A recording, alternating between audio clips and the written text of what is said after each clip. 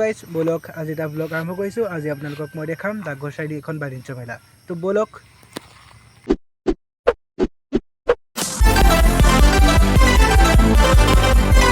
তো hello' friends, এখন দেখিবলৈ পালে আদৰণি গেট। বলক এতিয়া আমি ইয়াৰ ভিতৰলৈ প্ৰৱেশ কৰোঁ। আৰু প্ৰথমেই দেখিবলৈ পালে এখন পাণৰ দোকান, আৰু এই দোকানখনতে মানুহৰ ভিৰ অলপ হৈছে। তো তাৰ পৰা বুজিবলৈ পোৱা গ'ল যে অলপ বাণিজ্য মেলাখন ভালেই হ'ব। এয়া চাওক, আমি প্ৰথমতে দেখিলোঁ এখন কফি দোকান, আৰু কফিৰ অপজিট চাইডে আছে আচাৰৰ দোকান। এয়া চাওক, বিভিন্ন সুস্বাদু আচাৰ আছে ইয়াত, আৰু আচাৰৰ দোকানৰ লগতে লাগি আছে ফল মূলৰো দোকান। আৰু তাৰপিছত ইয়াত দেখিবলৈ পোৱা গৈছে কি বাৰু, এয়া চাওক মেকআপৰ বস্তু আৰু সৰু ল'ৰা ছোৱালীৰ বাবে খেলা বস্তু, আৰু লগতে কাপোৰৰো কিছু দোকান দেখিবলৈ পোৱা গৈছে। তো আপোনালোকক মই সেই দোকানসমূহ ভালকৈ দেখাবলৈ চেষ্টা কৰিছোঁ। চাওকচোন, ইয়াত পাট আৰু মুগা সকলো ধৰণৰ কাপোৰেই দেখিছোঁ, আৰু লগতে দেখিছোঁ এয়া বিভিন্ন ধৰণৰ লো সামগ্ৰী দেখিবলৈ পালে। এয়া বিভিন্ন প্ৰকাৰৰ দা, চুৰি ইত্যাদি ইত্যাদি বস্তু আছে। আৰু চাওকচোন কি ধুনীয়া এটা পৰিৱেশৰ সৃষ্টি কৰিছে। আৰু ইয়াত চাওক, বিভিন্ন ধৰণৰ নতুন ষ্টাইলৰ আঙুঠি, আৰু এইখন দেখিলে 20 টকীয়া ভাগ্য পৰীক্ষা। বলক দেউতাজনৰ ওচৰলৈ গৈ সুধি লওঁ কি হয়। খেলটো কি হয়? এখন ভাগ্য পৰীক্ষা 1 পৰা 24 লৈকে আছে, যিকোনো নম্বৰ চুজ কৰিব লাগে। হয়, আপুনি ধৰা নাম্বাৰ ঘূৰাই দিয়াৰ পাছত ৰখি যায় আপোনাৰ ধৰা নাম্বাৰটো, তেতিয়া যিকোনো এটা প্ৰাইজ ল'ব পাৰিব। আপোনাৰ হৈছে ইয়াত থকা যি ভাল দেখোঁ মই নিজে ল'ব পাৰিম। তাকে ল'ব পাৰিব, যিকোনো এটাহে পাব খালি। মানে ইয়াত মই সংখ্যাটো নিজে চিলেক্ট কৰিলোঁ, আৰু ইয়াত সেইটো ৰয় মানে অঁ, ঘূৰাই দিয়াৰ পাছত ৰখি যায় চিলেক্ট কৰা এইডাল যোনটোৱে নিৰ্বাচন সেইটোৱে কৰে। অঁ। আচ্ছা, কেইটকা হয় এইটো জইন ফিজ? 20 টকা, 20 টকা। 3টা ল'লে 50 টকা পৰিব।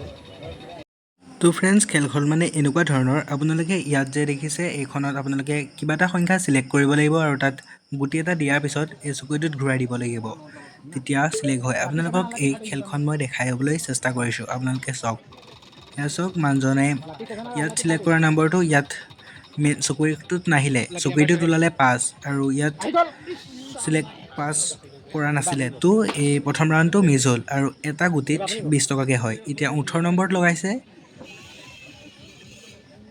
তো দুটা লগাই লাভ নাই, এটা লগাব লাগে।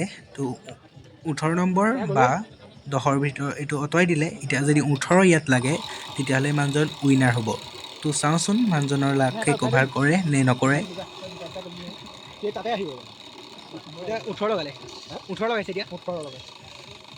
ফ্ৰেণ্ডছ, এটা গুটিত 20 টকা, যদি আপোনালোকে 3টা লয় তেতিয়া 50 টকাত পাব। আৰু এই মানুহজনৰ লাগিলে 24ত, গতিকে 2 নম্বৰটো মিষ্টেক হ'ল। এতিয়া 3 নম্বৰটো লগালে 5ত। এতিয়া চাওক, 5 নম্বৰটো ইয়াত উঠিল, যদি উঠে পাব, আৰু নুঠিলে তেতিয়া 50 টকা গ'ল। আৰু ইয়াৰ ফ্ৰেণ্ডছ ভাগ্য পৰীক্ষা। এয়া চাওক, মানুহজনৰ 50 টকাও গ'ল, আৰু মানুহজনে 3বাৰ লগালে, 3বাৰত হাৰিলে। এনেকুৱাই ধৰণে পৰীক্ষাটো হয়, আৰু এনেকৈ খেলে বহুত মানুহ জিকেও। তাৰে এজন মানুহ দেখালোঁ, বলক ককা এজনক সোধোঁ। দুটা বস্তু পালে নাই? অঁ, কি পালে? মিঠাতেল অঁ, আৰু আটা। অঁ, কেইবাৰ মাৰিছিলে? হা, কেইবাৰ মাৰিছিলে? এই ইয়াত 2বাৰ মাৰিলোঁ। 3বাৰ। 2 নম্বৰ পাই গ'ল। তো দেখিলে ককাজনে 50 টকা লৈ মাৰিছিলে, আৰু 3বাৰ মাৰিলে। তাৰে 2 নম্বৰ মানে দুটা বাৰত লাগিলে, এটা বাৰহে মিষ্টেক হ'ল। আৰু এনেকুৱাই ভাগ্য পৰীক্ষা খেল এই মেলাখনৰ বহুত ঠাইত হৈছে। এয়া দেখিবলৈ পালে লাকি, এই তেনেকুৱা আৰু ফ্ৰেণ্ডছ, মানে ভাগ্য পৰীক্ষা চবতে হৈছে, আৰু খেলা বস্তুও ওলাইছে। আৰু মেলাখন আমি একপাক ঘূৰিলোঁ, মানে ইউ মডেলত হৈছে মেলাখন। তো এটা মূৰৰ পৰা ওলাই, আৰু এতিয়া নেক্সট পিছৰ মূৰটো দি ওলাই গৈছোঁ আমি বাহিৰলৈ।